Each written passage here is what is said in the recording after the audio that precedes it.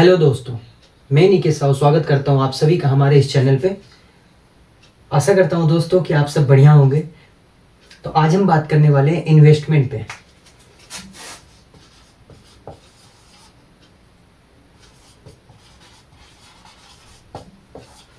तो दोस्तों आज हम बात करेंगे फाइनेंशियल इन्वेस्टमेंट में। जी देखिए दोस्तों, इन्वेस्टमेंट कई प्रकार की होती है। कुछ इकोनॉमिकल होती है, कुछ फिजिकली होती है। जो भी हम कहीं पे लगाते हैं, इन्वेस्टमेंट का मतलब ये है। क्या है ये दोस्तों?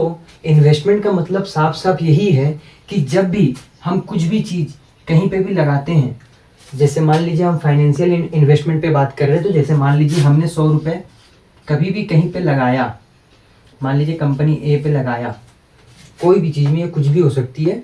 जब हम 100 रुपये कोई भी चीज़ में लगाते हैं तो ये हमारा मनी एक्स्ट्रा अर्न करके फिर हमें लौट करके आता है। जैसे मान लीजिए 120 रुपये, तो हमने कभी भी कोई पैसा किसी भी चीज़ पे लगाया और वो मुझे रिटर्न मिलता है, एक्स्ट्रा अमाउंट हो गई या फिर बढ़ करके, तो उसे हम इन्वेस्टमेंट कहते हैं। तो दोस्तों इस पे हम पैसे के बारे में बोले हैं, ये फाइनेंशियल इन्वेस्टमेंट है। इन्वेस्टमेंट और भी कई प्रकार के होते हैं, जैसे ये तो हमारा फाइनेंशियल ही है, जैसे इकोनॉमिकली भी होती है, फिजिकली भी होती है, कई प्रकार की। तो जिसमें भी आप कुछ लगाते हैं तो वो आपको बढ़ करके जब मिलती है उसे इन्वेस्टमेंट कहते हैं। तो दोस्तों हम तो ये जान गए इन्वेस्टमेंट क्या है, ये हम जान गए इन्वेस्टमेंट क्या है। तो दोस्तों अब हम बात करेंगे इन्वेस्टमेंट हमें क्यों करनी चाहिए। तो दोस्तों इन्वेस्टमेंट हमें इसलिए करनी चाहिए क्योंकि इसके बहुत से फ़ायदे हैं और बहुत लोग इन्वेस्ट करते हैं अपने पैसे को, बहुत जगहों पे भी करते हैं। तो हम पहले ये जान लेते हैं इन्वेस्टमेंट के क्या क्या फ़ायदे हैं और फिर हम जानेंगे कि इन्वेस्टमेंट कितने तरह के होते हैं, कहाँ कहाँ आप पैसे अपने इन्वेस्ट कर सकते हैं। तो दोस्तों पहले हम जान लेते हैं वाई, क्यों हमें इन्वेस्टमेंट करना चाहिए। दोस्तों इन्वेस्टमेंट करने के बहुत सारे फ़ायदे हैं।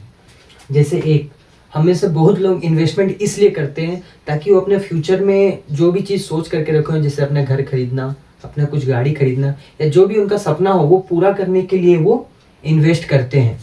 वो अपने फ्यूचर के लिए इन्वेस्ट करते हैं। दूसरा दोस्तों, जब भी हम इन्वेस्ट करते हैं तो हमारा एक माइंडसेट ये भी रहता है कि जब भी हमारे जीवन में किसी तरह का कोई प्रॉब्लम आ जाए तो ये पैसा हम विड्रॉ करके इससे हम हमारा जो प्रॉब्लम आया होगा उसे सॉल्व कर पाए। तो ये हम सिक्योरिटी के तौर पे भी इस्तेमाल करते हैं, ताकि जब भी हमें कोई आपत्ति हो या फिर हम ऐसा जगह में फंस जाएं, जैसे कि मान लीजिए मेडिकल इमरजेंसी हो गई या कुछ भी हो जाती है जिसमें हमें पैसे की ज़रूरत हो, तो हम आमतौर पे सिक्योरिटी के लिए भी यूज़ करते हैं। अब दोस्तों जनरली मेनली हम लोग ये दो चीज़ के लिए करते हैं, पर एक चीज़ और होती है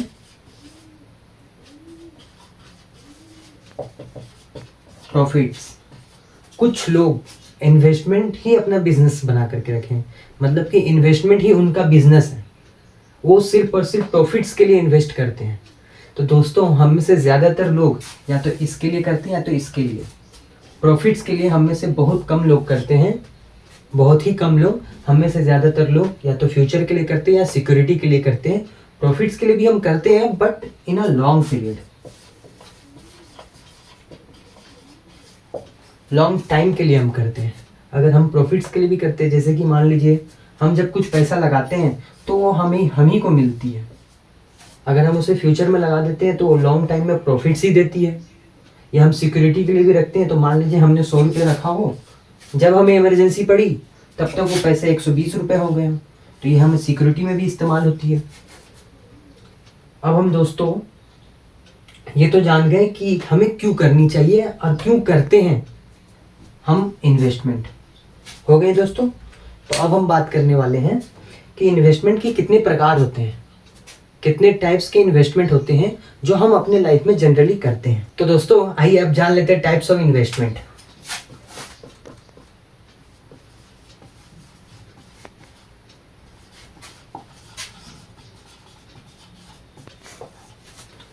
तो दोस्तों अब हम बात करते हैं टाइप्स ऑफ इन्वेस्टमेंट की। जब इन्वेस्टमेंट का नाम सुनते हैं तो हम में से बहुत लोग जानते हैं, या तो ये एफडी होगा, आरडी होगा, या एसआईपीज होगी, या शेयर बाजार होगा, लेकिन दोस्तों मैं बता दूं, हम में से ज़्यादातर लोग कुछ ये भी सोचते हैं कि हमारा सेविंग्स अकाउंट पे जो इंटरेस्ट मिलता है 3 से 4%, कुछ कुछ बैंक का 6% भी है, वो हमारा इन्वेस्टमेंट होता है। लेकिन दोस्तों ये गलत है, ये गलत है, क्योंकि सेविंग्स अकाउंट पे हमारा इन्वेस्टमेंट नहीं होता है। तो दोस्तों अब जानते हैं हम लोग कितने प्रकार से हम इन्वेस्टमेंट कर सकते हैं। तो इसे हम काट देते हैं दोस्तों। अब पहला बात करते हैं दोस्तों, हम में से बहुत से लोग के पास एक फिक्स अमाउंट नहीं होता इन्वेस्ट करने के लिए, तो शुरुआत वो आरडी से करते हैं। ये रिक्वायरिंग डिपॉजिट है जो कि बैंक्स में जनरली होते हैं, पोस्ट ऑफिस में भी होते हैं, पोस्टल के थ्रू भी आप करवा सकते हैं। आरडी में क्या होता है, पर डे बेसिक्स में, पर वीक बेसिस में, पर मंथ या पर क्वार्टर या हाफ ईयरली या ईयरली बेसिक्स में आप पेमेंट करते हो। जो भी उनकी टर्म्स होती है उस टर्म्स में आप पेमेंट करते हो, और ये आपकी फिक्स टेन्योर के लिए होती है कि इतने साल की आपकी करने, जस्ट एग्जांपल 5 इयर्स की, तो 5 इयर्स बाद ये आपको रिटर्न हो जाएगी आफ्टर 5 इयर्स। तो ये होती है आरडी की सिस्टम। अब दोस्तों दूसरा होता है एफडी। एफडी दोस्तों होता है फिक्स्ड डिपॉजिट, जो कि बैंक्स में भी होती है, पोस्ट ऑफिस में भी होती है। दोस्तों फिक्स्ड डिपॉजिट का मतलब ये होता है कि एक फिक्स अमाउंट हम एक बार में डिपॉजिट कर दें और उसे छोड़ दें। जितने भी टेन्योर का आप करना चाहते हैं, जितना भी लंबे समय का करना चाहते हैं, वो हो जाएगा। ये आपका जनरली 3 साल से कॉमनली फिक्स्ड डिपॉजिट, आप ऐसे तो 6 दिन का भी कर सकते हैं, लेकिन वो कोई बेनिफिट वाली बात नहीं, क्योंकि हम इन्वेस्टमेंट पे बात करें तो हम इन्वेस्टमेंट को लेकर के बात करेंगे। तो इन्वेस्टमेंट में जनरली 3 ईयर्स से ये शुरू होकर के 15 ईयर्स तक जाती है। 3 ईयर्स से शुरू होकर के 15 ईयर्स तक, ये आपकी चॉइस है कि आप कितने साल के लिए करना चाहते हैं। तो दोस्तों आरडी पे हमें जितना इंटरेस्ट मिलता है, जस्ट एग्जांपल किसी बैंक का 6% होता है, किसी बैंक का 7% होता है, इतना ही हमें मिलता है आरडी पे, और हमें एफडी पे भी इतना ही मिलता है, 6 to 7%। पर दोस्तों आरडी में हमारा क्या होता है कि पेमेंट जो है, मान लीजिए कि मंथली बेसिक्स में जा रहा है, तो मंथली में हमारा डिपॉजिट होता है, इसलिए ज़्यादा ग्रोथ आरडी पे नहीं दिख करके एफडी में दिखता है, क्योंकि ये फिक्स अमाउंट एक बार में डिपॉजिट हो गए। जस्ट एग्जांपल आप मान लीजिए कि आरडी में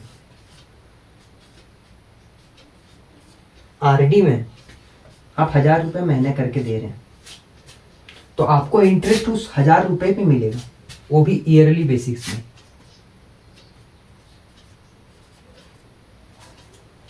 पर एफडी जब आप कराते हैं तो 50,000, 1 लाख, जो भी आपका अमाउंट जितना भी आप फिक्स किए रहते हैं उतना करवाते हैं। जैसे मान लीजिए 50,000। अब दोस्तों 50,000 में आपको अगर 7% मिल रहा है और इस पे 7% मिल रहा है, तो दोस्तों ये 1 साल में आपने 12,000 ही डिपॉजिट कराया। ये 1 साल में आपने 12,000 ही डिपॉजिट कराया, और ये 1 साल में 50,000 हो गए। तो जाहिर सी बात है इसमें इंटरेस्ट कम आएगी, इसमें इंटरेस्ट ज़्यादा आएगी। क्यों? क्योंकि ये अमाउंट बड़ा है, इसीलिए इंटरेस्ट का भी अमाउंट बड़ा हो जाता है। जैसे एग्जांपल ले लेते हैं कि 50,000 में हमें 1 साल पे कितनी इनकम होगी। तो दोस्तों 50,000 में 7% के हिसाब से हमें इनकम होती है 3,500 रुपये, ठीक है। पर 12,000 पे 800 समथिंग होती है, 830-40 रुपये समथिंग होती है। तो दोस्तों ये है आरडी में क्या होता है कि आपकी अमाउंट कम रहती है, और प्लस वो एक ही बार नहीं जा रही है, वो मंथली बेसिस में जा रही है, इसीलिए आपको आरडी जो होता है कम ये पे मिलती है। आरडी जो होता है आपको कम इंटरेस्ट रेट देती है एफडी के मुकाबले। तीसरा, जनरली ये बहुत कम लोगों को मालूम होता है, ये होता है पीपीएफ।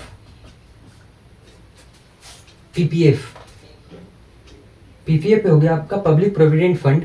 ये जनरली आपका पोस्ट ऑफिस में होता है और बैंक्स में भी प्रोवाइडेड है। बैंक्स में पता करना होगा किस बैंक में है, किस बैंक में। सारे बैंक में ये फीचर नहीं होती है, पोस्ट ऑफिस में ये होती है। इस पे दोस्तों 8% का, या फिर हर ईयर में गवर्नमेंट अनाउंस करती है कि वो 7.6 या 7.85 गवर्नमेंट अनाउंस करती है अपने फाइनेंशियल ईयर पे कि हम एक पीपीएफ में कितना परसेंटेज इस साल देने वाले हैं। तो दोस्तों पीपीएफ का बहुत ही खास फायदा ये है कि ये गवर्नमेंट के अंडर आती है, एक गवर्नमेंट रेगुलेटेड है, और इस पे आपको फिक्स इंटरेस्ट रेट पड़ती है, जबकि एफडी और आरडी पे ऐसा नहीं होता है। इस पे आपको फिक्स इंटरेस्ट रेट आती है, और तो और ये आप ईयरली बेसिक्स में कर सकते हैं, ये आप ईयरली बेसिक्स में कर सकते हैं।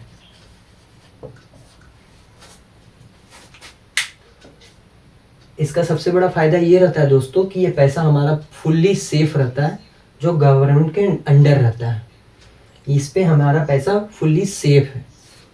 इसे बहुत जन इसलिए करते हैं ताकि हमारा पैसा सुरक्षित रहे। अब दोस्तों चौथा नंबर पे आ जाता है एलआईसी पॉलिसीज। अब दोस्तों चौथा नंबर में आ जाता है एलआईसी पॉलिसीज। तो दोस्तों पॉलिसीज पे भी कुछ लोग इन्वेस्टमेंट करते हैं।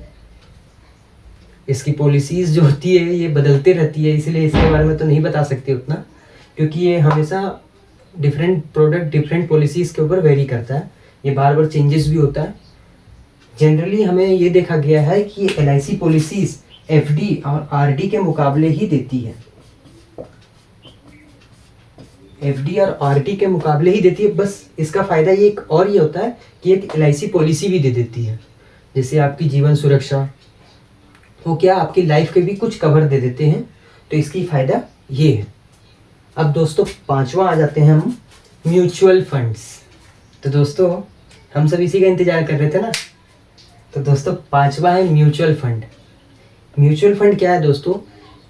म्यूचुअल फंड एक ऐसा है जिस पे आप शेयर बाजार ही है, बस इसमें आप इनडायरेक्ट इन्वेस्टमेंट करते हैं। मतलब आप जो कंपनीज हैं आप उनको पैसा दे देते हैं, उनके जो फाइनेंशियल एडवाइज़र हैं जो बहुत ही साल का एक्सपीरियंस रखते हैं वो आपके पैसा को इन्वेस्ट करते हैं डिफरेंट कंपनी डिफरेंट बॉन्ड्स पे।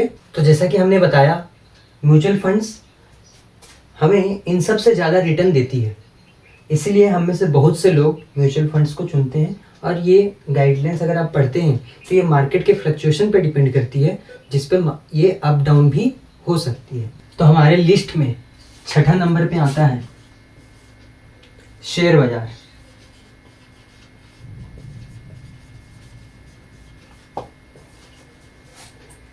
दोस्तों शेयर बाजार के बारे में आप सभी को बहुत उत्सुकता होगी कि इसके बारे में भी जानना है। तो दोस्तों ये हमारा जो वीडियो है ये वीडियो इसलिए बना है कि सिर्फ हम इन्वेस्टमेंट के क्या मतलब होती है, कैसे होती है और किन किन तरीक़ों से होती है इस बारे में बनाया है। और जिस बारे में हमने आपको बताया है, वो चाहे एलआईसी पॉलिसीज़ हो गई, एफडी हो गई, आरडी हो गई, वो सब के बारे में आगे डिटेल वीडियो आने वाली है।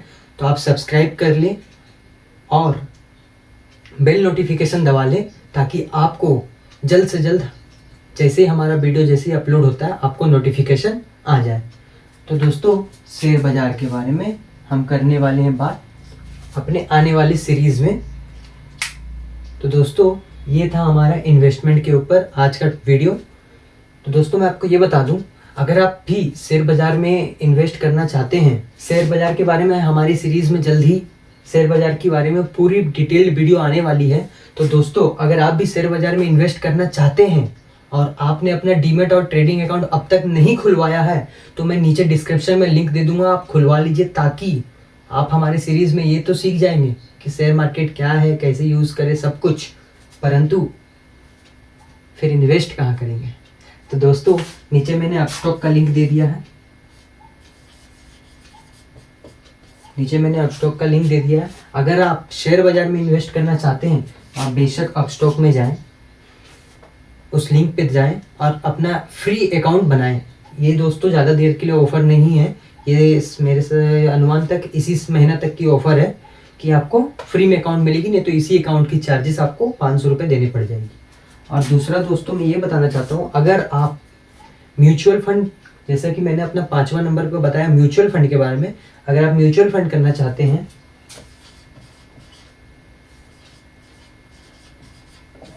तो तो मैंने नीचे ग्रो का लिंक दे दिया, आप ग्रो से कर लीजिए। क्योंकि दोस्तों मैं खुद जब मैं स्टॉक्स में पैसे लगाता हूँ तो मैं अपस्टॉक का इस्तेमाल करता हूँ, और जब मैं म्यूचुअल फंड डालता हूँ तो मैं ग्रो का इस्तेमाल करता हूँ। क्योंकि ग्रो इजी है अपस्टॉक के मुकाबले म्यूचुअल फंड के लिए, परंतु अपस्टॉक बेटर है ट्रेडिंग के लिए।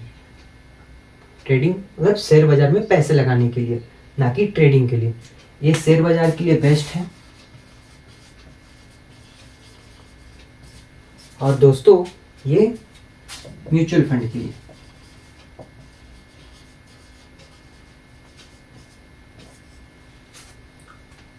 तो दोस्तों ये दोनों अगर आप मेरे लिंक से जाकर के करते हैं, अगर आप अपस्टॉक का अभी ओपन करते हैं डीमेट एंड ट्रेडिंग अकाउंट, तो ये आपको फ्री में ओपन हो जाएगी, जो कि आपको 500 रुपये लगते हैं। और अगर ग्रो की एप्लीकेशन में आप जाकर के रजिस्टर करते हैं मेरे नीचे दिए गए लिंक से, तो आपको 100 रुपीज़ की कैशबैक मिलेगी। तो दोस्तों जल्दी से लिंक पे जाएं, बने रहें हमारे साथ, हमारा चैनल सब्सक्राइब कर लें, ताकि आने वाली इन्वेस्टमेंट की जितनी भी सीरीज़ हैं सबकी नोटिफिकेशन आपको जल्द से जल्द मिले। तो धन्यवाद दोस्तों, आज का हमारा ये टॉपिक ख़त्म हुआ। अब हम जल्द आपके लिए जो सीरीज़ लाने वाले हैं, एक एक करके वो वीडियो अपलोड होती रहेगी। आप बेल आइकन दबाना ना भूलें। थैंक यू दोस्तों।